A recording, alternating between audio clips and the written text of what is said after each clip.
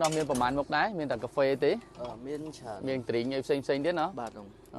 lụa dương lụa phi mau màn đâu mau màn lấy dương ban hái cà phê mà tên dương xa ở ruchiết cà phê đàm bàn ở khai mình đôi cái đi lưu xô tại bong ôn môi chùm nuôn bàn lực làng tha cà phê nơi tên ní cứ xuất cứ miền đàm cà phê chẳng và hai chữ video cray nhưng nâng bằng hai chữ mũi nâng vẽ con từ lừa đàm cà phê cái lỗ bong ôn nó so đàm cà phê chẳng nhung cầm bằng hai đi bà giờ miền pì ba ở trong cray bà sân chia bong ôn miền trần nạp ở rom trong một lên nơi khai mình đôi cái đi và lừa tam bần đạp đúng bong ôn ai màu nụm đỏ móng nằm bay rồi cà phê vàตึกmàu và phục bồn nề chó đấy cứ nơi hàng lớn đi làm đòn bên ấy mà còn mong cà phê mà người lão bàn mặc cáo và số xe on ôi nơi không mượn khơi ô sát đây nè cái điều cho một cái rọt ngay cứ có miền ở ngay na để ọt lụa rọt ngay làm đòn cứ bị chạm nó tin đi làm đòn miền cà phê ấy để chi nhánh vô pí mất máนั่งไอซ์ก็ทำอะไรมั้งปีบางคนเนี่ยกาแฟมาช่วยเช็ดมาcamera màเนี่ยลวกกาแฟได้ยังบางเคยมองáรถยนต์นี่ทลบดักเคยกินดักเนี่ยดำน้ำบางคน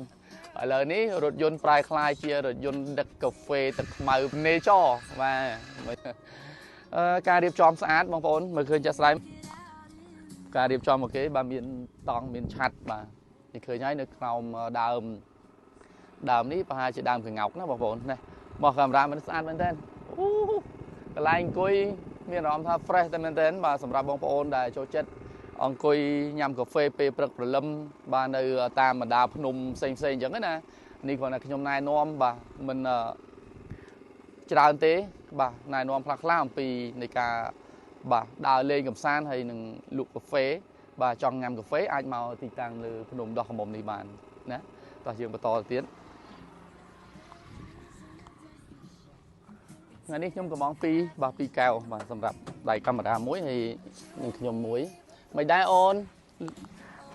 លក់ដាច់ទេមានតែជនមកលេងច្រើនទេបងប្អូនជាប្រវត្តិទេសចរច្រើនទេពេលច្រើនគេមកសុកសៅអាទិត្យច្រើនសុកសៅអាទិត្យច្រើនណាបាទបង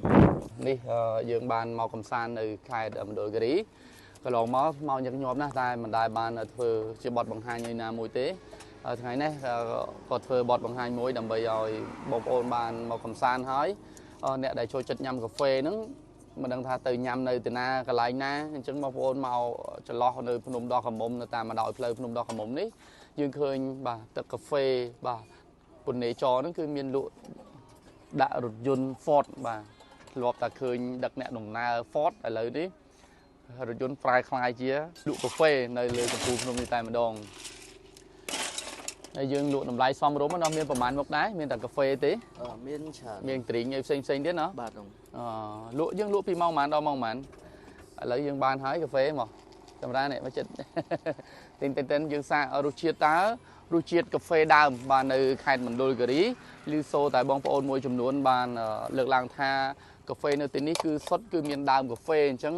បើហើយជាវីដេអូក្រោយខ្ញុំនឹងបង្ហាញជាមួយនឹងពាក់ព័ន្ធទៅលើដើមកាហ្វេគេលោកបងប្អូនអត់ស្គាល់ដើមកាហ្វេអញ្ចឹងខ្ញុំបង្ហាញនេះបាទយើងមានពីរ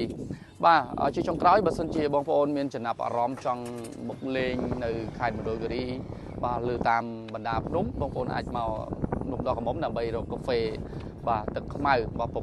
ពុននេចរនេះគឺនៅខាងលើនេះតែម្ដងមានអីអរគុណនេះដល់ប្រាប់អតិថិជនដែលគាត់មកលេងតាមបណ្ដាខេត្តអីកុំភ្លេចមកញ៉ាំកាហ្វេអីអរគុណសម្រាប់អ្នកមកដែរមកលេងក្នុងដោះកមុំបាទហើយកុំភ្លេចមកញ៉ាំកាហ្វេសាកកាហ្វេមណ្ឌលគិរីយើងបាទតម្លៃសមរម្យណា